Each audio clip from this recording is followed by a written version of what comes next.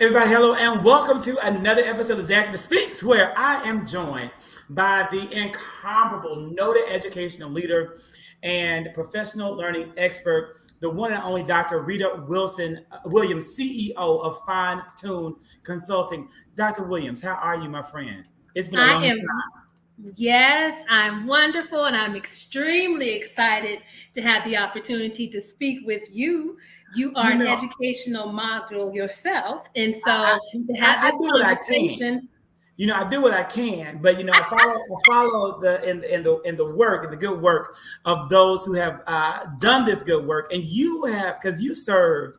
I think you were serving as an instructional coach. You weren't you in one of the first cohorts of coaches for Atlanta Public Schools. So see, I remember Dr. Williams. I was a contracted.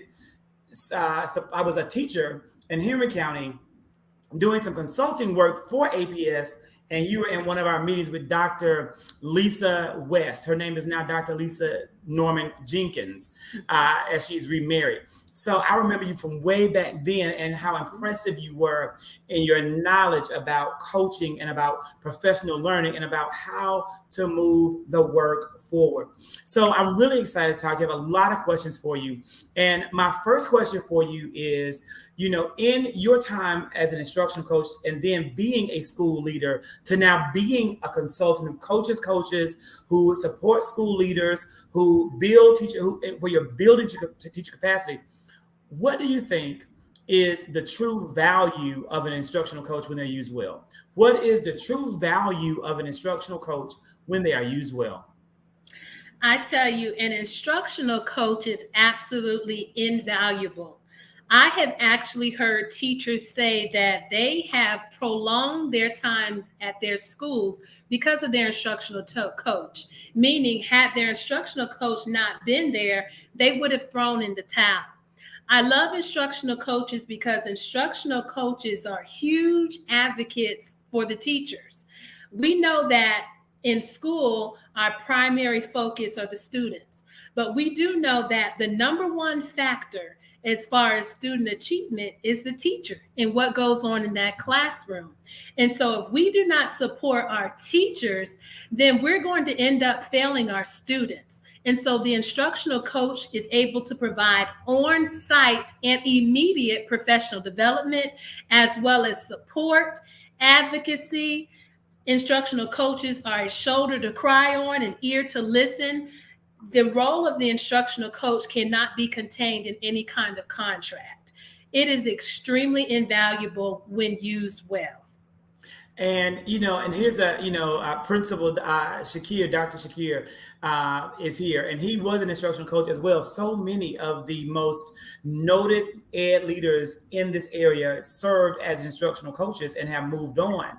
What is the value of actually staying in the instructional coach's role? Because so many people use it as a stepping stone, and I think it's a great place to gain skills, to grow, to become a phenomenal assistant principal, to become a phenomenal principal, to climb the ladder for instructional support. But what about those people that say, I just want to be an instructional coach? Is there value in that? Absolutely. Because to be honest, I have transitioned from the role of instructional coach, but I miss it.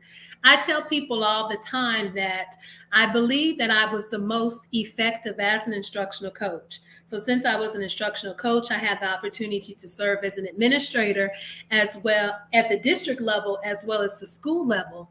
And I know that my passion, my focus, my talent, I think all of that was much more enlightened when I was an instructional coach. I am a huge proponent of purpose in knowing what you were called to do. We definitely need individuals who are gifted and have a passion for instructional coaches who are going to remain in that role in order to support teachers. Because remember, instructional coaches directly support teachers who have a huge and invaluable impact on the students. And so an instructional coach in his or her role is able to impact millions of students. And so I say, you go girl, you go boy, to any instructional coach who wants to stay in that role and maximize it. So, here's a question, because what I found is that some of the best coaches are the ones who can be and some that face a lot of opposition. And I went and pulled a couple articles and pulled some things, in this research. And so one article, Dr. Williams, that came up is this one, popped up here, is like how principals can boost the effectiveness of instructional coaches. And one thing that came out was let them coach, like let the instructional coaches do the work.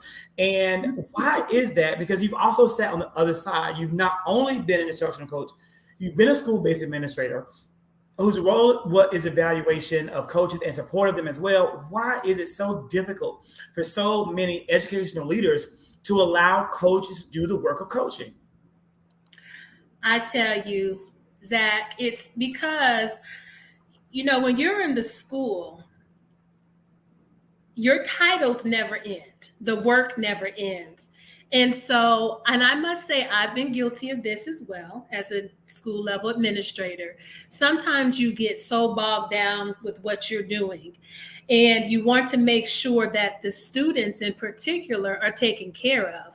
And a lot of times instructional coaches are seen as an extra body, and I shouldn't say an extra body, but a professional, an extra leader. That's really what I want to say. Mm-hmm. An additional leader in the building who the students will respect. And so sometimes, especially in this era of teacher shortages and lack of substitutes, you don't want the children to not have the education and not receive the instruction that they came to school to get. And so a lot of times I know we're pulling instructional coaches in order to be teachers to the students.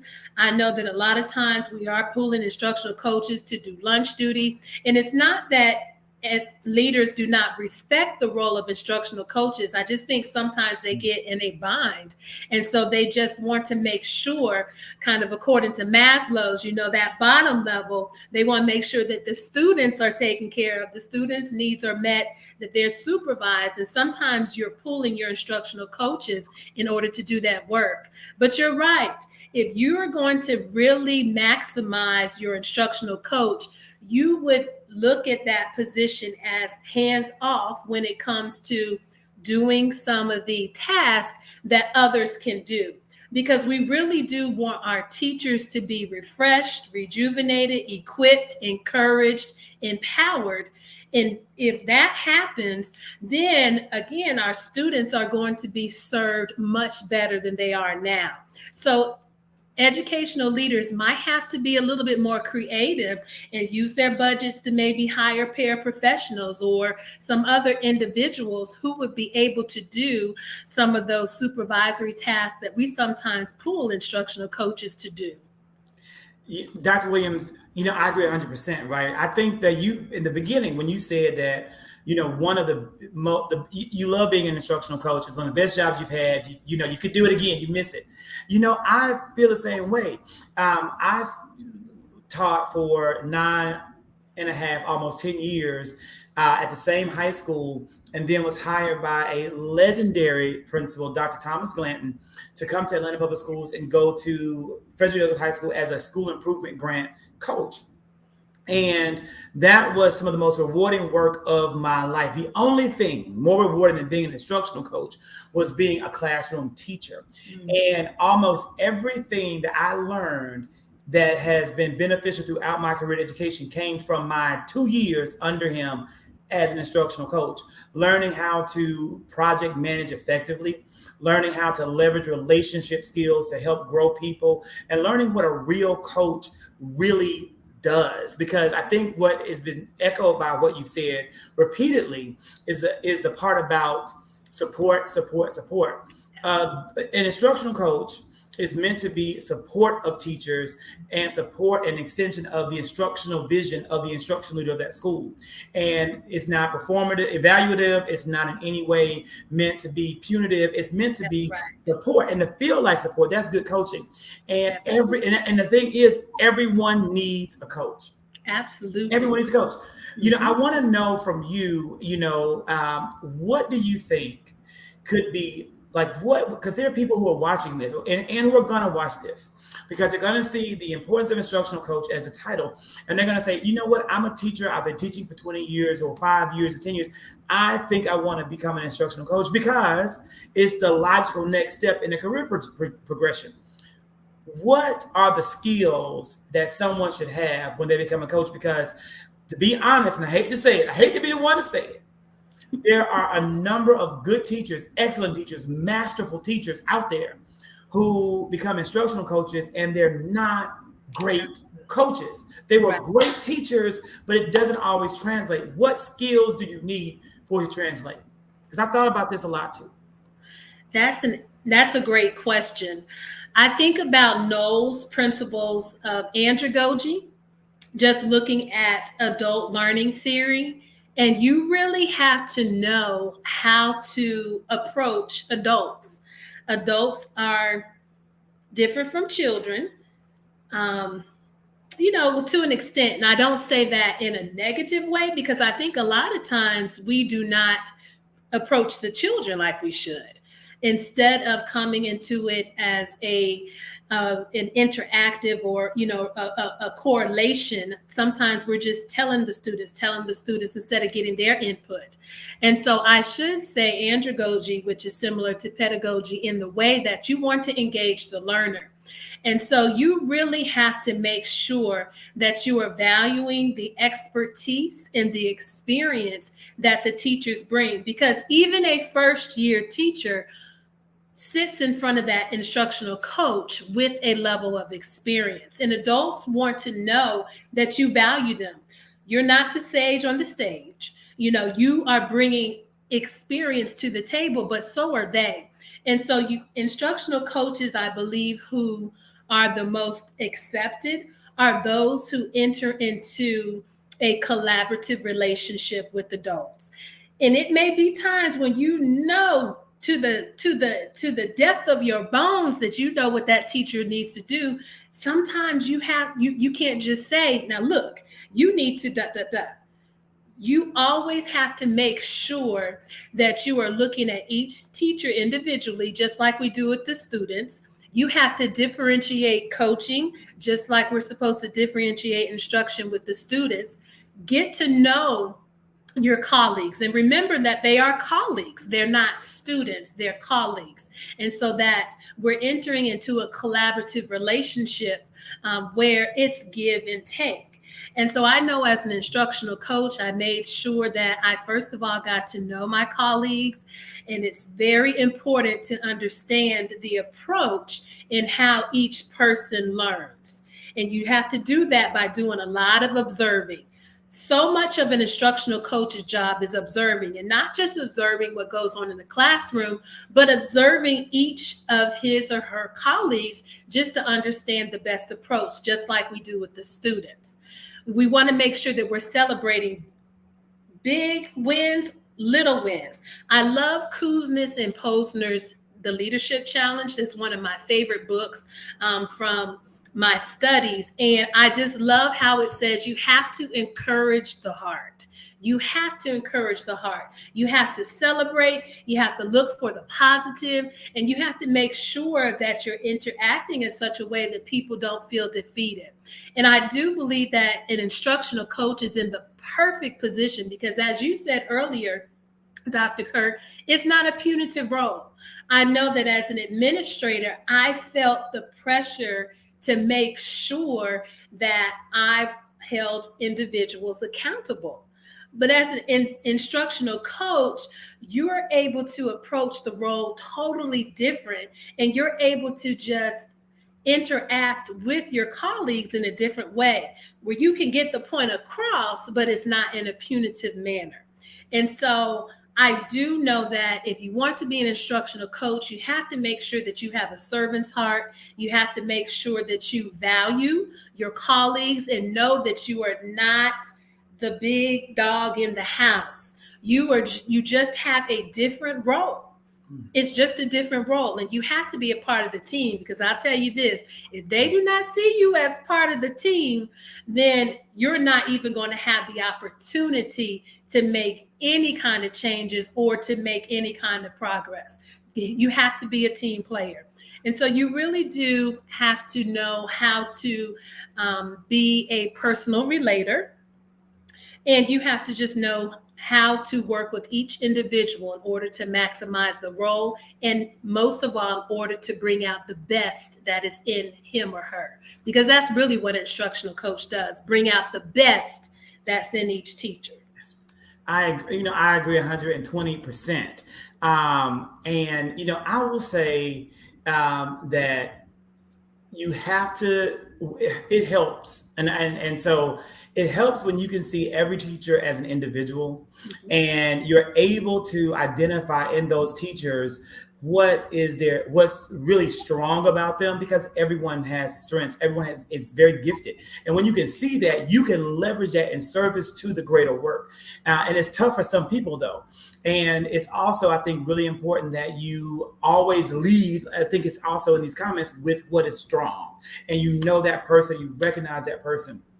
I think, Dr. Williams, you guys still do the Strengths Finder in Atlanta Public Schools. For me, that was transformative. I'm so thankful that Atlanta Public Schools did that when I was there. I actually did it first in 2006 before coming to APS. And it was when I worked for Westwood College. And the benefit of that for me is it allowed me, these are my strengths. I knew where I'm strong, but I did the full 34, and I also knew where I was weak. And I was able to take my strengths to balance out some of my weaknesses. And I was able to use those to be successful, and I've used them since getting that report. So I'm a firm advocate in that. But in recognizing that every teacher will have different strengths, and they need to lead with those strengths. But also from an administrative standpoint, so too does every single coach. Some of our coaches, and I think why they get selected to be coaches and what makes them great at being coaches, is they may be really strong with relational skills, but they may lack some of the execution skills. That means you can have a coach who is great at building relationships, and they could spend the whole day building relationships that they feel are integral to their work, but they're not always doing what their administrator may want them to do because they're not executing. I think it's important for that administrator to kind of know some of that, because it's going to help them coach their coach. And the same thing goes for some on the opposite end. Principal Dr. Shakir said earlier, I'm going to address your question about content knowledge. Well, I was an instructional coach that had a really strong content knowledge, hence me becoming eventually a literacy coordinator and director of curriculum. And because of that, though, people like that can oftentimes, if you get them and they're really strong content leaders, they can be very focused in their heads with strategic thinking. And they also can be weak on executing, or even worse, weak with relationships. And they don't know how to translate what's in that brain to people in a way that's respectful, in a way that is kind, in a way that honors what other people may know. So knowing these strengths of your coaches and knowing even your strengths, I think really beneficial and helps you. Adib said, what are your thoughts on instructional coaches who are not inclined to remain abreast of best practice with their content area? And Dr. Williams, while you think of that, I'm just going to flat out say, because, that is vital to the work. And I think everybody will have a different opinion of coaching or a different philosophy of coaching. But to me, content knowledge is the most important thing an instructional coach can bring to the table. And it's okay if you are out there and you get instruction and you're an instructional coach and you don't know the most in the building. You probably shouldn't, especially if you haven't been teaching the longest in the building. It's okay. The thing is, you have to work hard to get that knowledge. You have to work hard to not only get it, but be confident in it and speak it. And when you misspeak it, you have to own it and be honest about it. It's okay to make mistakes, but your content knowledge as an instructional coach is an essential component of the work. And if you don't know it, you need to learn it. And if you're unwilling to learn it, then you are doing a disservice to that learning community, in my Zach Kirk opinion. Yeah, I absolutely agree. Because when you asked the question earlier about the skills, I went to those different, the skills or the gifts that you need. But at the foundation, going back to Maslow's, at the very foundation, you have to have that content knowledge. To me, that is such a given, because if you're not going to be able to really help the teachers to just see different ways to expose the students to the information and help them to understand the conceptual knowledge, which a lot of times we don't necessarily focus on, then you're really kind of shooting yourself in the foot. That content knowledge is important because that's really how you're going to get a lot of that respect. And that's where you're going to get your street cred from. That content knowledge, and also getting into the classrooms with them and working alongside them. That's how you're going to get your street cred as an instructional coach. But you're absolutely correct. That content knowledge, it is important because you're not going to be able to really maximize that role. And I keep talking about really maximizing the role of an instructional coach and making it be everything that it was intended to be. You definitely cannot do that if you don't have that content knowledge, because it's kind of like the standards, the standards, the Georgia Standards of Excellence, that's what we teach. And then you have those process standards that tell us how you teach it. Well, the content knowledge, that's your basis. And then your andragogy, and then your teamwork, that's the process. That's how you get the information across. But at the foundation, you do have to have that content knowledge. That beautiful example with those Georgia Standards of Excellence in mathematics. For those who are watching, look, you have knowledge too. And you need to drop the thoughts in the chat and your comments about the characteristics that you value the most in an instructional coach. While we somewhat pivot, because Dr. Williams not only is an expert in coaching and coaching coaches and working with, and again, she has an amazing company called Finetune Consulting, and they work with coaches, they work with school leaders, and they have a team of people. And let's put this team right here. Look at them, okay? So glad we've been fine-tuned. You too can be fine-tuned by Dr. Williams and her team. Yes. Anywhere in the United States, a variety of options, virtual and face-to-face and collaborative and hybrid. They can build out a package that's really going to be able, to meet your needs. And so one thing, Dr. Williams, that really, really impressed me in looking at your offerings and looking at what you have coming up is that you're actually looking at this moment in American history, and you're looking at this moment in American life, and you're saying that there is a crisis happening in America with young people and groups of young people that are being right now ignored by the greater society, because I don't even want to say it's not popular to talk about Black boys, but it's not even like appropriate in some states to even say that boys are Black. But your company is addressing this urgent need. Tell us about it. Thank you so much for the opportunity. We do have a department in Finetune called Treasure Hunt. And what we are doing, we are equipping educators and parents to help them pull out the God-given treasure that we know is within each and every school-age Black male. We are working ferociously to change the narrative. I do believe that, and I'm a woman, 100%, but I recognize that there's power when men get in position, okay? And so I believe that our school-age Black males are definitely a marginalized population, like you were talking about, population that many don't want to address, or many don't think about, or many just don't know how to address. And so I'm excited about the fact whenever we have treasure hunt sessions, the only individuals that bring forth that professional development are dynamic Black males. And so we have dynamic Black males who have overcome societal and personal challenges, and they are equipping educators and parents with strategies to help them boost the academic, social, and emotional levels of their school-age Black males. Like I said, Zach, we are on a mission to totally change the narrative. We're tired of what we see in the media. We're just tired of the comments that are not only made by others, but comments that we as African Americans make too, because we have to be real. We a lot of times talk about our young men in a negative way. And so we believe that if we change the focus and if we pivot, like you said, stop looking at the negative, but start pulling out that treasure, helping them identify who they are and helping them to unlock their gifts and their talents, we're going to take this world by storm. And so when the pandemic started, we were doing what we call treasure chats. And those were our version of TED Talks. And so we had virtual conversations where individuals could log in like we're doing today and just listen to a dynamic Black male just talk about a different topic that would help parents and educators with school-age Black males.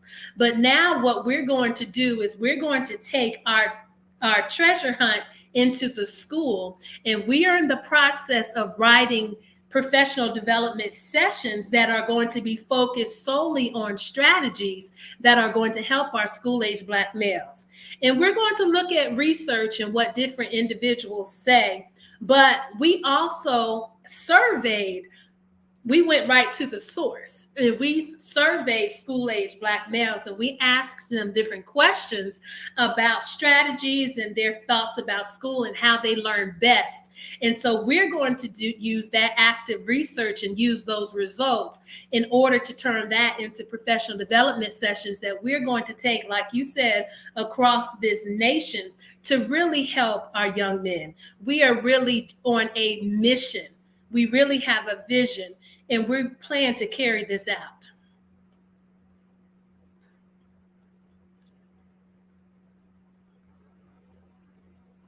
I think it resonates, right? This is a powerful message and a great need because, we're at a time frame when our young people need help. And we just witnessed two mass shootings by teenagers in less than 10 days apart.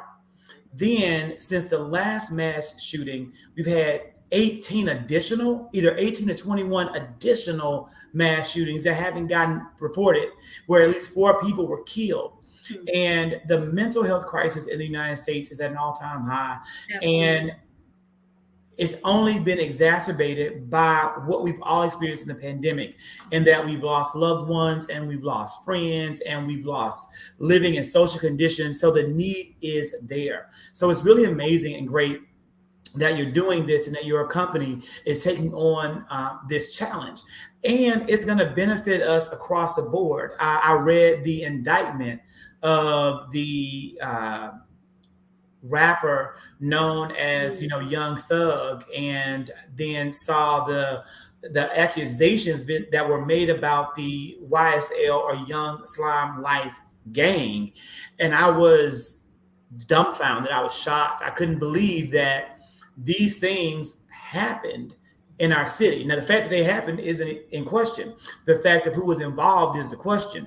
And that, to me, was a prime indication that you can have rapid criminal activity right under your nose. And Rita, that was for you in your school community. Like, that's your zone. Like, your children are the ones that you served as school leader most impacted and affected by the happenings of these activities. What are some key lessons that you've learned in working with the Black males in that particular community? Ooh, that's a loaded question. That is a loaded question. As you just mentioned, there's so much that we're competing against. There's so much that's going on outside of school, in our students' homes and in their neighborhoods and communities. And one thing we have to really do is learn how to listen. And I'm going to be honest, because when I first got to Carver, I'm Black and female, obviously, but I came from a different background. And so one thing that I tell people all the time, I use this, and hopefully this is not offensive, but I say, with these fictitious families, the Cosby Show experience, or the Cosbys, they were a little different from the Evans, because I tell people, just because we are the same color, it doesn't mean that we absolutely fully understand each other. And so you really do have to take the time to understand the children. And it took me a little bit to do that, just to try to understand the dynamics, just to understand all that they were facing, because, I was brought up, and I see my dad is on here. Thanks for joining, Dad. But he was in the military, and we grew up middle class. My mom didn't work. And so she was able to stay home and take care of us. And we just had different experience. We didn't want for anything. We were able to go on vacations. And so I say all of that to say that was a bit different from the students who had the opportunity to serve in some of the Title I schools that I've been in. And so we really do have to take the time to listen to our young people and to not make assumptions. Mm-hmm. I know that really is huge. I don't think that we all the time challenge our own thoughts. And again, I'm totally guilty. I have to constantly challenge my thoughts and ask myself that whole, metacognition. Think about your thinking. Why are you thinking that? Where did those thoughts come from? Mm-hmm. And then sometimes I have to tell myself, well, Rita, you should have turned out a certain way, because look what all has been invested in you. And so we have to help fill in the gap, because, and it's not that the parents don't want to do better. Just people have so many different challenges that they're facing. And so I do believe we have to get back to those days where, everybody just had a sense of responsibility for each other and to really help to bring each other up. And I think a lot of times that's what's missing. We are constantly trying to get more. And again, this is me too. So that, trying to progress so much that we're leaving individuals behind. But we have to understand, in order to really be a wise person, I think the Bible says that a wise man digs deep into the well to bring out the water. And so that's what we want to do with all of those around us. If we are really wise individuals, we're going to dig deep, and we're going to help bring out the treasures, help bring out the good in those who are around us. And so there are a lot of lessons to be learned. I know I probably went a little bit off track there. Beautiful. Thank you. But one lesson you have to learn is you don't know everyone. You don't know everything, and you don't know everyone just because you're the same race. You have to take the time to build relationships, and you have to constantly seek to understand instead of being understood. I think that's one of Stephen Covey's habits for highly effective people. First, seek to understand, then to be understood. And we have to do that all the time with our students. And we have to know as well that our children are not, we can't take things personally. That's something that I had to really learn. Yes, the students may be cursing at us. Yes, they might be disrespectful. And yes, we do have to make sure that we are providing the right discipline and providing the correct structure. But we can't hold things against the children. We have to see beyond what they're showing us. It's like that whole iceberg analogy. What is below the water is so much more massive than that tip of the iceberg that we see. And so a lot of times we look at our children and we look at the tip of the iceberg, and that's all we're looking at. And we think we know how to move and groove. When no. We have to go beneath the surface, because that's really where we're going to understand what is going on. And so we don't want to operate just off of our perceptions. We really have to take the time to get to know our babies. And it does take time. And we talked earlier on this podcast just about the fact that a lot of times in schools, school leaders don't have enough time to do the tasks that they're given. And individuals in the schools wear so many different hats and have so many titles. A lot of times we forget that we're really there for the children. And so we have to take a step back.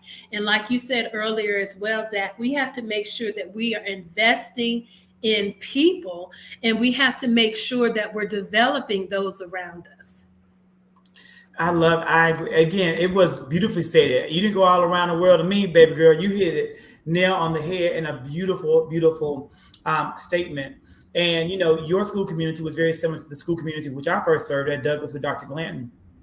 And, one thing that I can say, if anything, that it taught me about the students in that community in general, and even on a broader scale, is that every single house, no matter how picture perfect, there are problems and challenges, because that's the nature of life and the nature of existence. And every parent, no matter how effective or ineffective we feel they are, cares about his or her child at some level. And if they're psychosis or issues that underlie that parent is also worthy of our love and our compassion and our understanding. Even with the horrific actions that happened by the Buffalo shooter and the Uvalde shooter, the teacher in me cannot sit and condemn these children and feel hate towards these kids because they're kids, despite the fact they made an adult decision that cost people forever their lives. Families are forever ruined, broken. They're never going to be whole again with what they've done, with what these two men who I see as kids, what they've done. But I look at the situation that brought those two young men to that point, the homes they live in, the level of indoctrination that they faced, the level of continuous feeding by a number of probably outside sources, as well as internal sources in at home, that led them to being that way.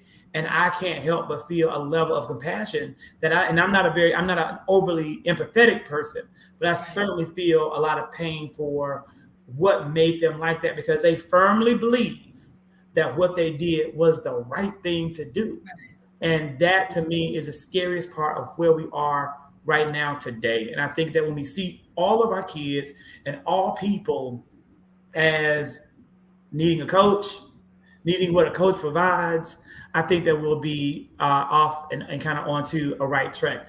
One thing we do, Dr. Williams, on every one of these executive speaks on education topics is we play a game, okay? So we're going to play, we always play a game every single time we go live. And Cynthia said, what I appreciate most is the latest research around the learning sciences that emphasize the relationship between cognition and the social cultural experiences of our students. And there's a lot being said, and I'm afraid that a lot of that research is being missed because of the continuous assault on CRT, which is now an assault on SEL. And that is very concerning as well, because now is the time, more than any other time, when we need to be leaning into equitable practices, leaning into restorative practices, leaning into trauma-informed response to help our kids move forward and know that research. But a lot of school systems are unfortunately shying away from that work because they're afraid of the public outcry. So again, it's I think for all educators watching, all parents watching, it will behoove you to do your own research on the impact of social emotional learning, the impact on trauma-informed teaching in regards to how that benefits our kids and makes educators better. So this is what we're going to do, Dr. Williams, for tonight's game. So I know that you're probably familiar with the show called Abbott Elementary. You familiar with Abbott Elementary? I am. I can't say that I am a viewer, but I definitely am. You don't need to have any knowledge. It's not like trivia. Okay. It's not trivia on Abbott Elementary, but it is trivia on teachers. And this is it. This is the game. What it's called, What Do You Do When? So each character at Abbott Elementary is reflective of the people that we work with every single day in any given school all across America, regardless of demographics, regardless of location. These people are in your building, okay? So starting off right now, what do you do when you have a teacher who is overly optimistic, overly zealous, and ready to change the world without any of the wisdom that comes with how the world really gets changed? What do you do to support that teacher, Dr. Williams?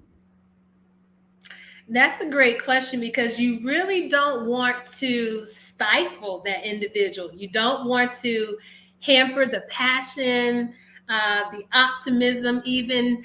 I think it goes back to what we were just talking about. Just in knowing this about your colleague, you would just have to make sure that you're also balancing some of it out with some realism And not in such a way that is overbearing, because I think all of us, our first year of teaching, we were some form of this or some version of this educator that was optimistic, ready to change the world, graded papers at school, at home, spent all of our paycheck on the children.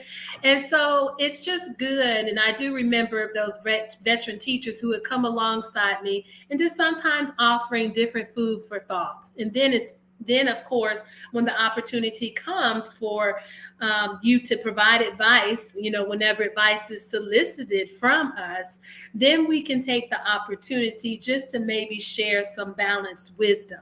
But we have to be careful not to throw the baby out with the bathwater, because we want that excitement, we want that passion, we want them to come back the next year. Yeah. But we will take those opportunities just to kind of balance it out whenever those opportunities organically present themselves. I agree. I think for that overly zealous teacher who's new and young and thinks they know everything and has the world on fire, I think they're the ones who need to know that we're there to support the most, that we say, you got it. It's amazing. It's a great idea, but just, talk to me. Let's run. Let me help you. How can I help you? Tell me about it. Like, seek slowly to understand what they're doing so that we're protecting them from making mistakes, because they don't sometimes even know what mistakes can be made. That's true. And I think that's kind of the hard part of coaching this amazing teacher who is ready to set the world on fire, but doesn't know what he or she doesn't know. So, Dr. Williams, what do you do with the teacher when they have been put in the classroom and they have no background, training, or experience in education? This is someone who's entered into the field for maybe a non-traditional route, and they're coming in with they engineer, math expert, has never taught math to anyone in his or her life. What do you do then? How do we support that teacher? That's a good question. And this is where we definitely need our instructional coaches. And so this is that person we talked about before that has that content knowledge, but they probably don't have that pedagogy. They may not understand how children learn and the different instructional strategies that need to be taught. Because especially if someone is an engineer or maybe mathematically inclined, a lot of times, and I can say this because my background is math, a lot of times those individuals, they understand the problem solving. They get the equations just because they know it. But a lot of times those who have a mathematical background do not know how to break it down for the children. Now, I was somewhat of an anomaly because I was strong in math, but I really wanted to be an elementary school teacher. Mm-hmm. And so I used colors and games and all of these different techniques because I was really entertaining the elementary side of me, even though I majored in math and had to teach in secondary school. And so my students ended up getting it, and they would tell me all the time, oh my gosh, you make learning fun and we understand when you teach it. But I do know that an individual like that will need an instructional coach to help them be able to break down the lessons in order to be able to disseminate it appropriately to the children. And so this is where we need to make sure we have that instructional coach, because they are going to need someone who's on site with them frequently in the beginning to model, to co-plan, in order to have those courageous conversations, to conference, to provide feedback. And so it's going to be absolutely important that we model for this individual and show him or her how to make those lessons that are going to meet the needs of our students. What about, and I agree 110%, right? This is, to me, the coach's heavy lift, and it can be some of the hardest work of that year is working with that person who comes in with that content knowledge, but lacks the understanding of how school happens. And what about the veteran teacher who knows it all, and the last person they want to see is you? Well, this is when we have to go back to understanding that all individuals have that expertise and experience, and we have to value that, and we have to showcase it. And so a good way for us to interact with this colleague is to ask him or her to take part in providing some of the coaching or take part in providing some of the instructional leadership. So we can look back to, because you talked about strengths, Zach, look at this teacher's strengths, and this teacher may be the bomb with classroom management, or they may have a really cool lesson on learning stations, or they might be really good with differentiating instruction. So those topics in which he or she is strong, we can have that individual provide the professional development and that person serve as a teacher model. Because once we affirm that person, and once that person knows that we see him or her, and that we're not coming to change him or her, or we're not coming to, make him or her a student, in that we know the difference between their level of expertise and that of maybe some of the other students, I think that individual will soften. And so when there are opportunities for us to step in and provide a different perspective or provide some coaching to this person, they will be much more receptive, because we've affirmed him or her's expertise and experience. I agree 110%. The veteran teachers, when I was a coach, what became my favorite people on the team, because they had so much knowledge, historical knowledge, historical context, why things were the way they were. And I just, and I loved it. And they knew they knew how to keep that. They knew so much. Even if they were not going to get up and use one bit of that technology, didn't matter. They knew what they were doing, and they knew what worked. And as much as, the research tells you that you want to discount that, tried and true is sometimes going to be far more effective in moving student achievement than young, fresh, and innovative. The next one that I have for you is this. What do you do when? This is the last one. You have a school leader, instructional coach that you have to work for, who is ill prepared for the challenges of school leadership. Because on the show, this is the principal, and she blackmailed the superintendent into giving her a job.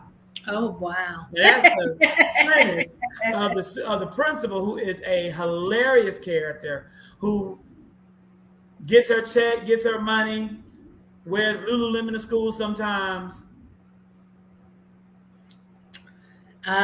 Now, this is difficult, because if the individual is the leader, then he or she is in a unique position in order to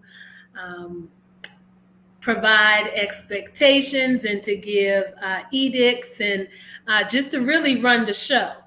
And so as an instructional coach, to be honest, what I would do is try my best to work with that leader, to really help that leader to maybe understand more what the teachers need. And I would try to help fill in the gap, probably more so than what I should, but you have to have strong leadership. And so as an instructional coach, they're going to be looking to someone for that guidance and that support. And so in this situation where there's a leader that may not be as focused as he or she should, then I probably would try to extend myself even more as an instructional coach, just to make sure that the teachers are taken care of. We have to make sure that we provide just that listening ear and to provide that clarity that the teachers need, because we already know they're going to be frustrated, because we're frustrated when we're in this situation with the leader who is not necessarily there for the business of the children. And so you really have to provide that leadership to the teachers. And I think a lot of times, even for leaders, when they see individuals in their faculty and staff who the teachers respect and who others are really looking to, I think it may kind of speak to them in such a way that they may think, you know what, I might need to step up my game a little bit. I love it. And that, Dr. Williams, is our game. What do you do when? I appreciate you. I've appreciated our chance to dialogue and really engage around instructional coaching and professional learning. The series, and so is it in this summer, you do the treasure hunt, but it could be any number of things that a school or school leader may need. You guys, the summer is a great time to probably engage with Finetune, reach out to you. They can find you on the website. Mm-hmm. Yes, how else can they find you? I'm going to pull the website up, but they can find you on the website. Yes, at www.f1NE-TUNE.com. You can also follow us on Instagram, Facebook, and Twitter at Finetune. So at Finetune without the hyphen. Please feel free if you want to contact me. My email address is rita@finetune.com. I'd love to hear from you. We offer professional development not just to help our school-age Black males, but we focus in mathematics, SEL, as well as best practices in all content areas. So if you need professional development in mathematics, we're able to offer a plethora of sessions that talk about both content strategies as well as pedagogical strategies in order to boost achievement. Social and emotional learning is truly important. It's essential now to help our students. And so we look at CASTLE's 5 competencies, and we are able to help teachers to infuse social emotional learning in their academic programs. And so we're also able to look at and provide training in best practices such as formative assessments, differentiated instruction, data-driven instruction, and just any kind of best practice you can think of. So definitely reach out to us at Finetune. We'd love to collaborate with you and support your instructional needs. I love it. Dr. Williams, thank you so much. I can't wait to engage with you again, right? I'll be reaching out, and I'll be seeing you soon. So, all right, my friend, thank you so much for joining, and thank all of you guys for watching. Thank you. Have a great night, everybody. Bye-bye.